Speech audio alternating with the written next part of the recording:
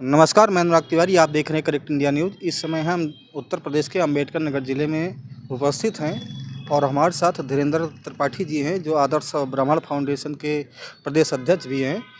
इस समय एक बहुत बड़ा मुद्दा जो छाया हुआ है सवर्ण समाज में, कि जैसे कि केंद्र सरकार ने यूजीसी बिल जो ये पहले चली आ रही, जो उसमें संशोधन करके अब उसमें कई प्रकार के जो बदलाव हुए हैं, इससे कहीं कहीं ब्राह्मण समाज काफ़ी ज़्यादा आहत है, सवर्ण समाज काफ़ी ज़्यादा आहत है। और इसमें तमाम तरीके के कई वीडियोज़ भी वायरल हो रहे हैं। कई लोगों को कुछ कहना है कि इसमें पूरी तरीके से सवर्ण समाज का ये जो है पूरी तरीके से इसमें विनाशकारी नीति केंद्र सरकार की जो आई है। तो हम इसी मुद्दे पर बात करेंगे कि धीरेंद्र तिवारी जी से कि आखिर इनका क्या कहना है। तो हम सबसे पहले समझने का प्रयास करके हर बिंदुओं पर बिंदुवार चर्चा करेंगे। तो सबसे पहले मैं तिवारी जी से यही समझूंगा कि आखिर में ये जो बिल केंद्र सरकार की तरफ से आई है और इसमें जो बदलाव हुए हैं, ये किस प्रकार से सवर्णों के हित में नहीं है। हम इसी मुद्दे पर बात करेंगे। तो सबसे पहले तिवारी जी, आपका बहुत बहुत स्वागत है हमारे चैनल में।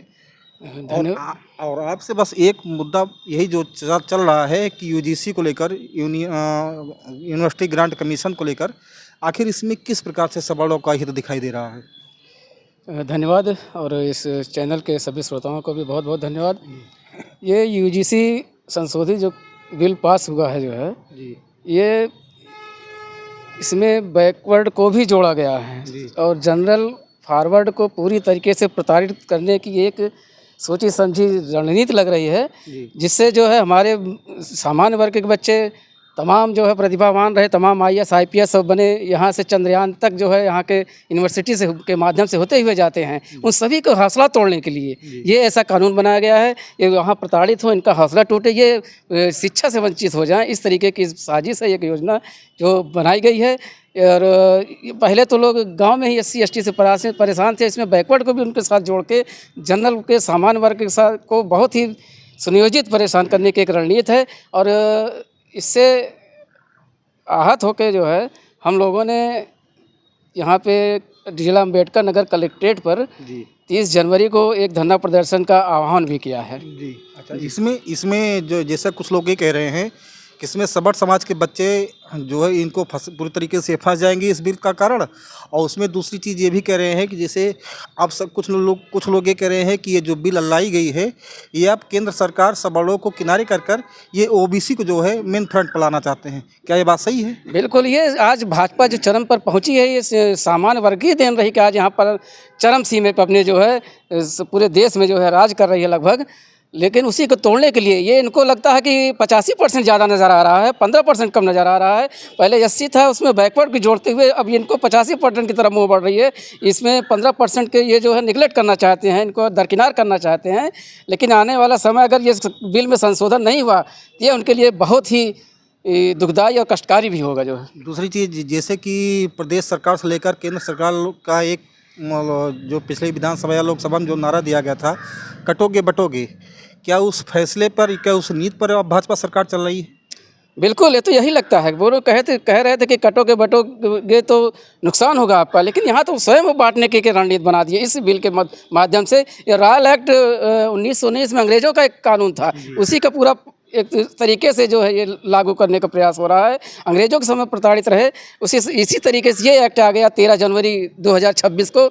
बहुत ही इसमें बटने का काम कर रही है सरकार जो है। ये बिल UPA गवर्नमेंट में आई थी 2012 में। तो 2012 में एक प्रावधान था कि मतलब जो भी बच्चे विश्वविद्यालय में या केंद्रीय विश्वविद्यालय में पढ़ते हैं, उसमें अगर मान लीजिए कोई व्यक्ति किसी व्यक्ति का, मतलब कोई बच्चा किसी व्यक्ति का शिकायत करता है, तो शिकायत अगर करता है तो अगर वाजिब शिकायत है तो उस पर कार्रवाई होगी। लेकिन अगर मान लीजिए शिकायत किसी तरीके से सुनियोजित तरीके से ये शिकायत की गई है, किसी षड्यंत्र पूर्वक शिकायत की गई है, तो उस पर भी मतलब शिकायत करता अगर गलत निकलता है तो उस पर भी कार्रवाई होगी। अब इस प्रावधान में क्या, इस नए वाले प्रावधान में क्या हुआ है? बिल्कुल, यही तो अफसोस है। वो जो है एक तो पीड़ित जो रहता है उसका नाम भी ये गुप्त रखेंगे, और जो गलत अगर सूचना दे रहा वो, तो उस पर जो पेनाल्टी लगता था वो उसको भी इसमें से हटा दिए हैं। पूरी तरीके से ये जो है श्रवण विरोधी योजना है, जो है सही बिल है जो है। तो इस पर आपकी अगली कार्रवाई क्या होने वाली है? अगली कार्रवाई हम लोग विशाल धरना प्रदर्शन करने जा रहे हैं अम्बेडकर नगर के कलेक्ट्रेट परिसर में, अम्बेडकर मूर्ति के पास।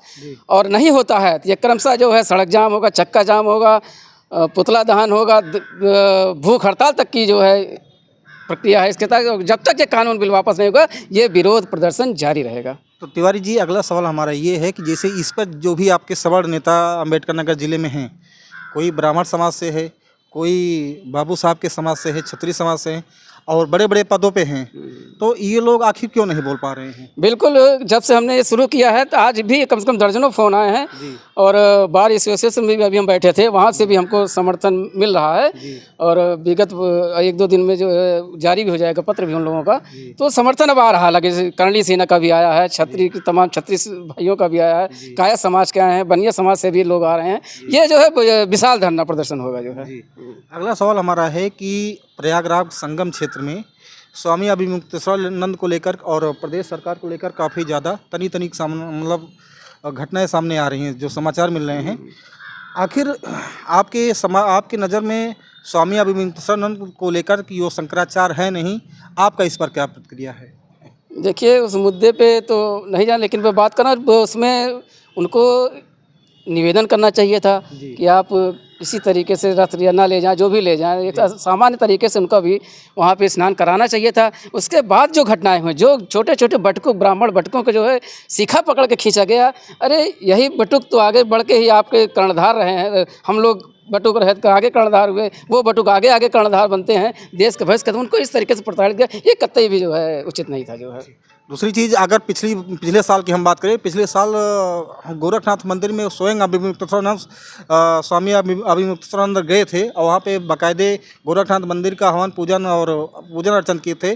और वही गोरखनाथ मंदिर जहाँ से योगी आदित्यनाथ आते हैं, और खुद वो जो है शंकराचार्य की उपाधि उनको दिए हैं। तो फिर आखिर ऐसी समस्या क्या है कि जो प्रदेश सरकार जो है उनको मानने के लिए राजी नहीं है? भाई, वो तमाम गलत जो योजनाएं इनकी गलत होती है उस पर वो बोलते थे, उसी का शायद ये परिणाम रहा को जो है ये कह रहे हैं कि शंकराचार्य नहीं है।